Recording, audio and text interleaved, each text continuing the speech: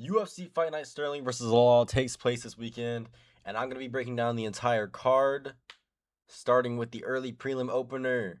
We got Talia Alcin-Carr versus Juliana Palostri, or Julia Palostri. I'm going to go with Julia Palostri. I think she's proven herself to be decent, and I think in this matchup, decent is going to be enough. So I got Julia Palostri by decision. Max Griffin versus Victor Valencia. Hmm. I'm gonna go with Victor. I don't know much about him. I'll be honest. I don't. I never really go into heavy research on these mid UFC fight night cards. Although I don't think this fight card is that bad, to be honest.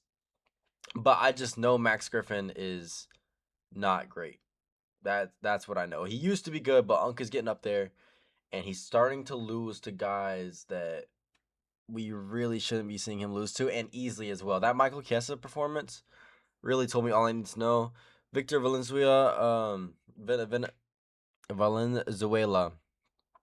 Um, like I said, don't know much about him, but I'm assuming if they're giving him a tough vet and Max Griffin, that he has to be worth something. They're not just gonna give a bum to Max Griffin, unless they're already in the UFC. So we'll go with Victor by decision. Francis Marshall versus Lucas Brennan. I believe Lucas Brennan is stepping up on short notice, but I just think Francis Marshall's very good, especially in the wrestling. Solid all around. I think he's gonna get it done by decision. His finishing potential is definitely lacking, but I think if Francis Marshall could take that next step, he might be at the bottom of the rankings. That level of competition there, that's tough at lightweight. That's tough. So Francis Marshall by decision. Moving up next, Jafel Filo versus Cody Durden.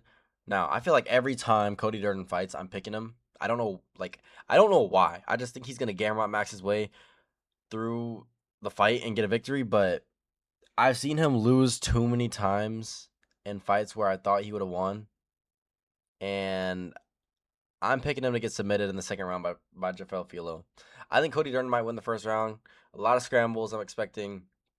But as Cody Durden does, I think he's going to leave his neck open. And I think he's going to get caught by a Darce or an Anaconda and put to sleep by Jafel Filo in round two. I just don't think he's at that level anymore where he can really compete with ranked guys. So yeah, Jafel Filo, round two sub.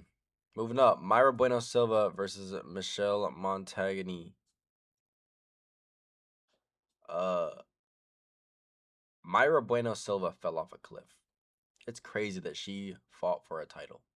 Someone won the title because they beat Myra Bueno Silva.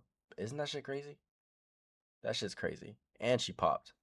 So I'm gonna go with Michelle Montag. I don't know much about her either. I'll be honest. But at the trajectory that Myra Bueno Silva is going right now, I'm not picking her to win a fight. I'm sorry. Moving up, Jackson McVeigh versus Cedric Dumas. Boot Gang is back, and I'm gonna pick Boot Gang as the underdog. These guys are both ass, but Boot Gang, man, sometimes he can Neil Magny his way to a decision, and that's what I think he's gonna do.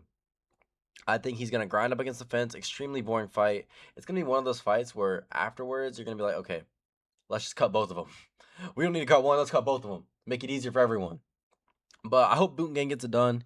He's funny as hell. I've been watching the little podcast with Jaden Cable. Man, Boot Gang is funny as hell. So I really hope he gets it done. Um, God knows what he's gonna do with that money, but good luck to Boot Gang. Rodolfo Vieira versus Eric McConaughey. Eric McConaughey sucks. I got Rodolfo Vieira by round one submission. I think Eric McConaughey is just bad. Like, there's nothing I can point to and be like, yeah, this guy's decent at this, or this guy's a good grappler, or he's got some heavy hand. Like, there's nothing I can really point to with Eric McConaughey. He just isn't good. That's that's the bottom line. He just is not good at fighting at a high level. And Rodolfo Vieira, he is old. His striking's not all there. But you can always look at him and say, okay, but if he gets you to the ground, It's dangerous. You're in his world now, and that is a scary thing with Rodolfo Vieira. And the jiu-jitsu guys, they can keep up their game longer because it doesn't take as much wear on the body, you know? So I'm gonna go Rodolfo Vieira, getting it down early and submitting him in the first round easily. Moving up on the prelims, Marcus Buchecha versus Ryan Spann. Man, Marcus Buchecha. Speaking of these jiu-jitsu guys, he was supposed to be tough, and he is ass. He ended up being garbage. And Ryan Spann, I don't think is good. But this guy, man, people forget, man. Ryan Spann knocked out Dominic Reyes with a jab. People forget. Ryan Spann at heavyweight is an interesting thing because his chin sucks, and honestly, he sucks. But heavyweight sucks as well, so he can kind of make shit work. And I think against Marcus Buchecha, who is a predominant jiu-jitsu guy, I don't think that heavyweight power is really going to matter too much. And I think Ryan Spann is just going to end up being better than him.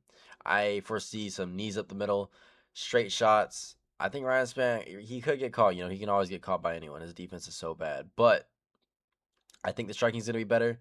And Marcus Buchecha in his last fight gassed out early. So I'm expecting Ryan Spann to get this one done by TKO in late round 1, early round 2. Moving up, Montel Jackson versus Honey Barcelos.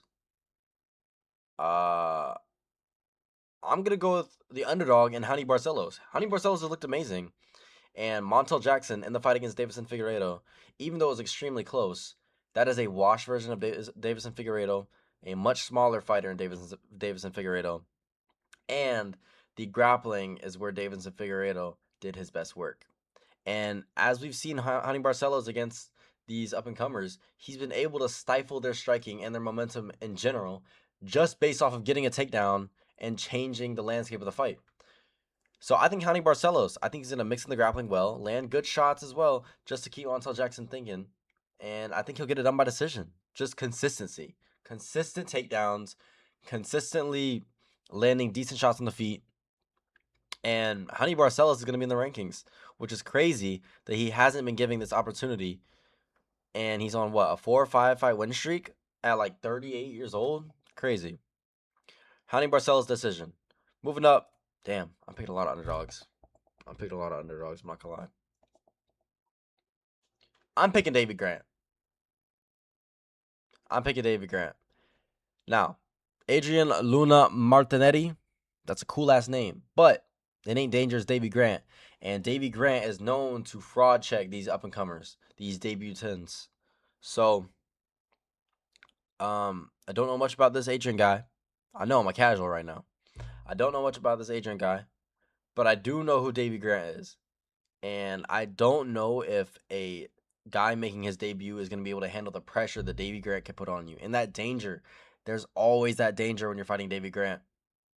So I think Davy Grant's going to end up catching him in the later rounds. I'm going to say round 3, TKO. He'll probably be losing the first 2 rounds.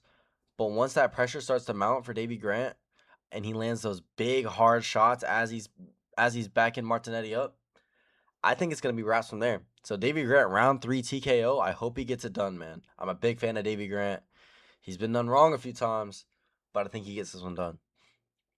Moving up, Rafa Garcia versus Alexander Hernandez. I'm going to go with Alexander Hernandez by decision. That feels so wrong to say because I know his gas tank is not all there. This is like a mirror matchup, though. They're both kind of the same fighter. I mean, Alexander Hernandez can mix in the wrestling as well. But really just that short, stalky, boxing heavy approach. And Rafa Garcia isn't bad either, but Alexander Hernandez, he's been here too many times, man. Too many times. And granted, a few of those times he's lost, but people forget. Alexander Hernandez knocked out Prime Benil. I'm gonna go with Alexander Hernandez by decision. I think he lands big shots, the bigger shots. And honestly, I don't think it's gonna be a very entertaining fight because both guys are aware of the danger that the other person presents. It's gonna be one of those tit for tat, but when they land big type of thing. So I think Alexander Hernandez maybe split decision, 29-28, wins round 1 and maybe 3. I think Rafa's gonna have a good round in there. Moving up to the co-main event. This is co-main. Norma Dumont versus Jocelyn Edwards. Jocelyn Edwards is a co-main event. Okay, Norma Dumont by decision. Better striking. Able to mix in the grappling as well. I don't really know what else to say. I think she's going to pick apart Jocelyn Edwards, mix in the takedown, and after that first takedown, the striking from Jocelyn Edwards is not going to look the same. So yeah, Norma Dumont by decision. On to the main event. Let's talk about something very interesting because Aljamain Sterling versus Yusuf Zalal. This is the title eliminator before the title eliminator, you know? Like the winner of this gets one more fight and then they're fighting for the title. Aljo, obviously still championship caliber in my opinion. Yusuf Zalal coming off a great win against, who was it? He just ran through Josh Emmett with an armbar. I don't know how much I weigh into that Josh Emmett performance because Josh Emmett just looked horrible. But let's talk about Aljo for a sec. Because even though he's moving up a weight class or has moved up a weight class to featherweight, he still looks incredibly strong out there. He ragdolled Calvin Kattar. He looked great against Mavzar. I believe if he really pushed in that last 30 seconds, he would have beat Mavzar. And Yusuf Zalal, he's been kind of criticized for being kind of tentative on the feet. His grappling has looked slick, but he's not going to want to grapple with Aljamain Sterling. If Yusuf Zalal can keep it on the feet and just pick apart at range, slide out of the way, then I think he wins this fight. But the thing is, guys can't really do that against Aljo. I know Sean did, but there are a lot of other things going into that fight. And I don't think Yusuf Zalal has that same footwork or that same danger that Sean O'Malley presents. I don't think he has much power in his hands. I think Aljo is great at catching guys as they're circling. And I don't think Aljo's striking is all that bad either. He just picked apart Brian Ortega for 3 rounds easily. So I'm going to go with Aljamain Sterling by decision. I think he's going to have those classic Aljo rounds where every so often he's going to get the back and that's the end of the round. Yusuf Zalal, the most I see him doing, I don't think he's a real threat for Aljo on the ground. The most I can see him doing is maybe landing a knee as Aljo shoots in.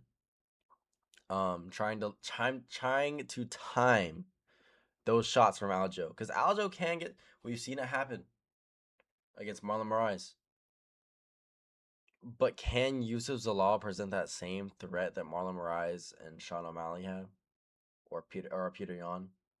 No, I don't think so. I think this is a bad matchup for Yusuf Zalal actually, and I just think Aljo's way too strong. Like if Aljo gets a grip on him, like up against the fence, Yusuf Zalal is going down. His takedown defense could be good. He could get back up. But it's just the fact that if he gets his back, that round is over. I'm not saying Aljo's going to finish him. I don't think he will. But if he gets the back, the round is over, and Aljo can just repeat the process. That's how he beat Peter Yan. People forget that Aljo beat Peter Yan. I think Aljo gets it done by decision. And after this, you have to give him a title eliminator. It would be really nice to see Volk beat Mavzar, and then his next fight beat Aljo, and then he just rides off into the sunset. but yeah, y'all, those are my predictions. Aljo gets it done by decision. And that's it for UFC Fight Night Sterling versus Zalal. Those are my thoughts. I'll see you on the next one. Peace.